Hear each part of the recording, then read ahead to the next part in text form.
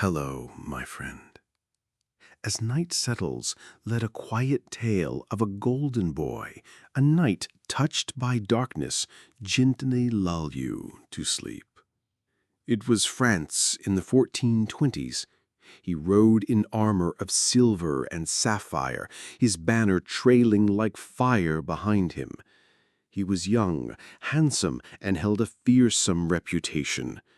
This was Gilles de Rais, heir to the noble house of Laval, a commander of men and a poet of war.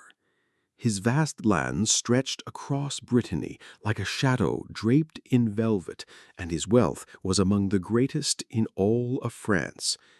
And when Joan of Arc rose, the pure girl who spoke to angels, he was among the first great nobles to ride bravely beside her. They marched together, cutting through English lines, and liberated the besieged city of Orléans. To the people, Gilles was seen as a hero, blessed by heaven itself. But deep inside, where no one could see, something had quietly begun to change, to rot away. Joan of Arc was tragically captured, and then, in 1431, she was burned alive. Gilles watched from afar, helpless, then consumed by fury, and finally left utterly empty. With no more glorious wars to fight, he returned to his immense estates.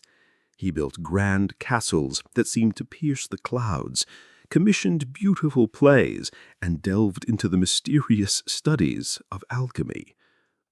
And then, sometime around 1432, in the quiet villages surrounding his castles, children began to disappear. The hushed whispers among the servants claimed he sometimes dressed in wolf pelts when he hunted. But his hunt, they feared, was not for boar nor for deer, but for young boys. He lured them in with sweet treats, with grand promises of work as pages in his castle, or with gold for their hungry families.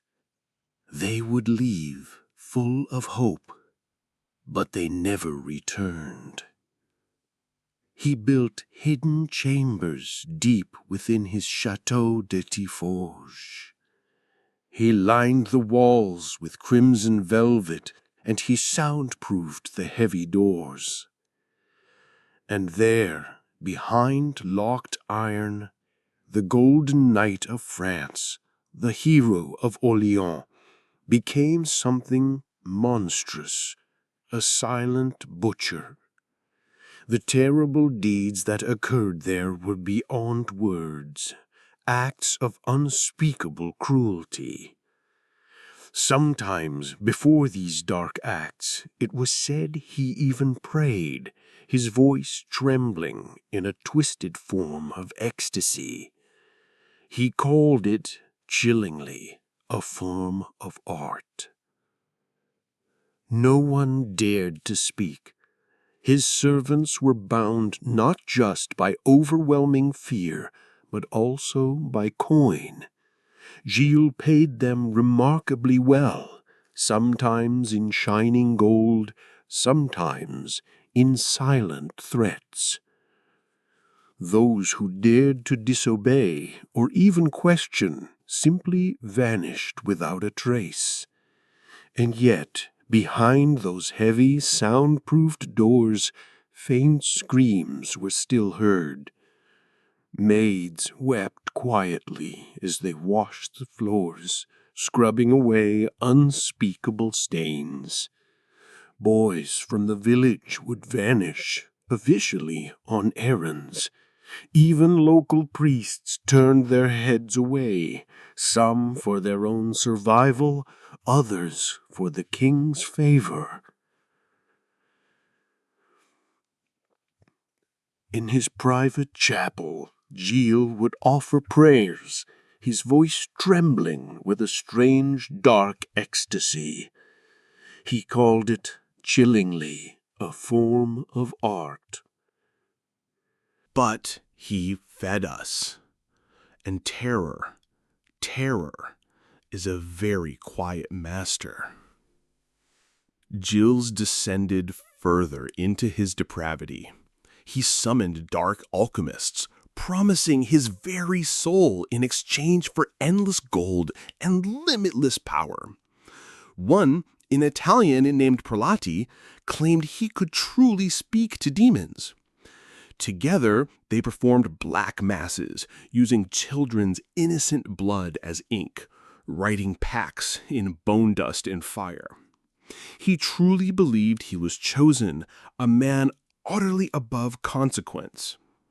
And for years, chillingly, he was right. No authority dared to touch a noble of his immense stature. He had fought bravely with Joan of Arc. He was still officially called the Marshal of France. But slowly, inevitably, small bodies began to surface. Gravediggers found tiny skulls. A well, once clear, was drained, and it ran red. Quiet rumors began to spread, like a chilling mist, through the villages and towns. In 1440, the Church finally felt compelled to act. Bishop Jean de Mallestrol, pressured by the horrifying number of vanishing children and by nobles whispering of dark curses, opened a formal inquiry. Gilles was arrested at his castle, his gilded world collapsing around him. At the trial, more than 40 brave witnesses came forward, grieving mothers, describing the last time they ever saw their sons. Trembling servants who described unspeakable tortures they had witnessed, and even priests who confessed that they had been bribed into silence. And then Gilles himself confessed. Yes, he stated calmly, "I did it, more than 100. I did it because I could." He laughed, a hollow, unsettling sound. Then, just as quickly, he wept. And then he begged for the mercy of the very church he had once so boldly adorned.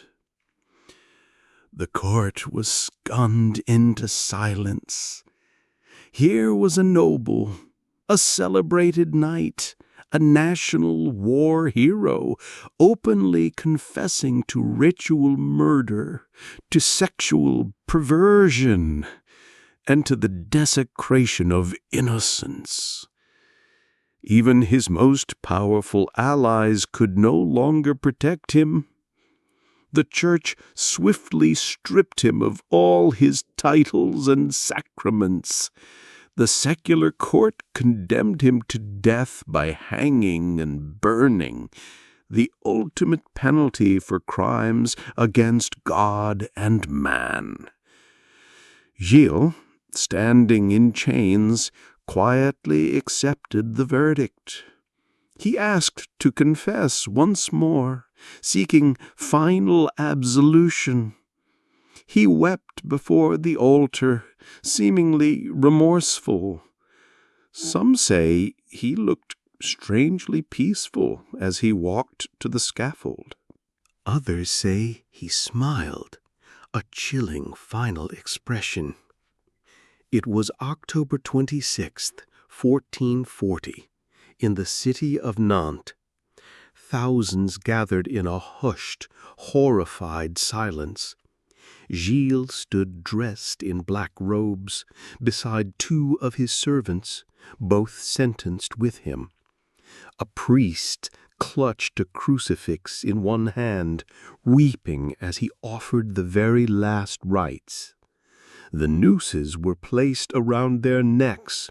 The fires were lit beneath them. Gilles hung until he was dead. Then his body was swiftly reduced to ash, burned atop the same pyre that had consumed the tiny bones of countless children. The ashes were scattered, no grave, no marker. The golden boy who had once ridden beside the saintly Joan of Arc vanished into smoke, leaving only a dark, lingering legend. France tried desperately to forget him. His grand castles were abandoned, later sold for stone. His name was stripped from all military rolls. Chroniclers whispered his terrible tale, but rarely dared to write it down. And yet the legend, the horror, could not truly die. The common people called him by fearful names: the blue-bearded devil, the marshal of murder, the monster of Nantes. Centuries later, his chilling tale would even inspire the folk legend Bluebeard, the nobleman who lured women to his home only to kill them one by one. But the truth of Gilles de Rais was in fact far worse. He didn't kill to quiet lust. He killed simply because he could, because he had unchecked power. Even now, historians quietly argue, was Gilles truly mad? Was he possessed by dark forces? Or was he simply corrupted, utterly, by immense power and absolute impunity? He had stood beside a saint, Joan of Arc, the Maid of Orleans. And yet within 10 short years he had become a demon in human flesh. His life, his monstrous transformation, was proof of a terrifying truth, that righteousness and profound evil can sometimes ride under the very same banner. The titles and grand ancestry do not shield the soul from darkness, and that monsters do not always come from the deepest shadows, hidden and unknown. Sometimes they emerge from grand cathedrals. Sometimes they ride on horseback, wearing wolfskin. And sometimes, chillingly, they smile. And, as such, the quiet, unsettling tale of Gilles de Rais gently draws to a close. May the echoes of this dark history and the gentle rhythm of this story peacefully guide you now into a deep and tranquil sleep. You've listened so well. Now sleep soundly, my friend. May you have beautiful dreams.